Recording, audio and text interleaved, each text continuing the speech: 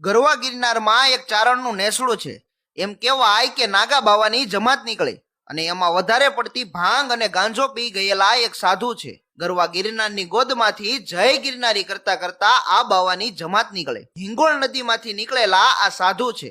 માં હિંગળાજને ભજવા વાળા આ સાધુ છે. એમાં એમ કહેવાય કે આ સાધુ નીકળ્યા છે અને સારણનો નેસડો જોયો. સવારના પહોરમાં નીકળ્યા છે અને ગાયું દોવાતી હતી. અમુકને ત્યાં છાશુના વલોણા હાલતા હતા. ત્યાં સાધુ બાવા આવ્યા અને કહ્યું કે જય ગિરનારી. સાધુ આવીને ઊભા રહ્યા છે. સાધુને જોઈને ચારણિયાણીએ કહ્યું કે શું જોઈએ છે ભિક્ષામાં? એટલે અઘોરી બાવા બોલ્યા કે દહીં ચાહીએ, અમે દહીં પીવું છે અમારે. એમ સાહેબ, એમ કહેવાય કે આ નાગા બાવાને મગજમાં ગાંજો ચડી ગયો હતો. અઘોરી બાવા બલુચિસ્તાનમાંથી હિંગોળ નદીમાંથી આવેલા અને માં હિંગળાજના ઉપાસક હતા. અને નાગા બાવાની આખી જમાત છે અને ગિરનારની યાત્રા કરીને આવ્યા છે. એક સાધુને ગાંજો ચડી ગયો છે અને એ સાધુ ચારણના નેસડા પાસે ઊભા રહીને દહીં પીવા માંગે છે. અને ત્યારે ચારણિયાણીએ સાકરનો ખોબો ભરીને દહીંમાં નાખ્યો અને તાહળી ભરી અને કહ્યું કે લ્યો સાધુ, દહીં પીવો. અરે અમારે આંગણે સાધુ ક્યાંથી, સંત ક્યાંથી? જેટલું પીવું હોય એટલું દહીં પીવડાવશું. ઊભા ઊભા એમ કહેવાય કે સાધુ દહીં પીવે છે.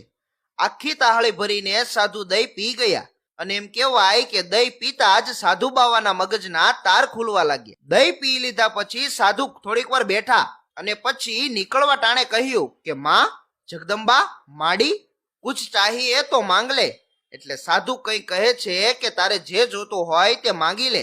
ત્યારે ચારણિયાણીએ કહ્યું કે અમારે કોઈ જાતની કમી નથી બાપુ. માં લોબળિયાળીની અમારા પર કૃપા છે. 150 ભેંસો છે અને 50 ગાયું છે. ખૂબ સારું છે, અમારે કંઈ જોતું નથી. અરે અમે ચારણ આવ્યું તો આપવા વાળી છીએ. એટલે સાધુ બોલ્યા કે નહીં, મુझे લગ રહા હૈ કે આપકો કુછ ચાહીએ. અઘોરી બાવા કહે છે કે મને લાગે છે કે તમારે કંઈક જોઈએ છે. અરે હું હિંગળાજનો ઉપાસક સાધુ છું. એકવાર માંગી લો મૈયા, બધું આપવા તૈયાર છું. ચારણિયાણીએ શું કહ્યું એ ખાસ સાંભળજો હો, કે હું માંગુ એ તમે નહીં આપી શકો. અરે કેમ? બોલો તો ખરા, શું જોઈએ છે? બાપુ, અમે ચારણ અને ચારણિયાણી છીએ. પરમાત્માની લોબળિયાળીની અમારા પર કૃપા છે, પણ શેર માટીની ખોટ છે. મને માં કહેવા વાળું કોઈ નથી. બાપજી, વર્ષો પહેલા એક સાધુ અમારા આંગણે આવ્યા હતા અને એણે એમ કહ્યું હતું કે તમારા ભાગ્યમાં સંતાન નથી. સાહેબ, તે દિવસે આ સાધુએ અઘોરી બાવાએ વચન આપ્યું કે હું હિંગળાજનો ઉપાસક છું, હું અઘોરી સાધુ છું. અરે તારા ભાગ્યમાં હોય કે ના હોય, પણ હું તને જે કહું એ સાંભળ. એમ કરીને સાધુ આંખ બંધ કરી અને શિવજીનું ધ્યાન ધરે છે અને મહા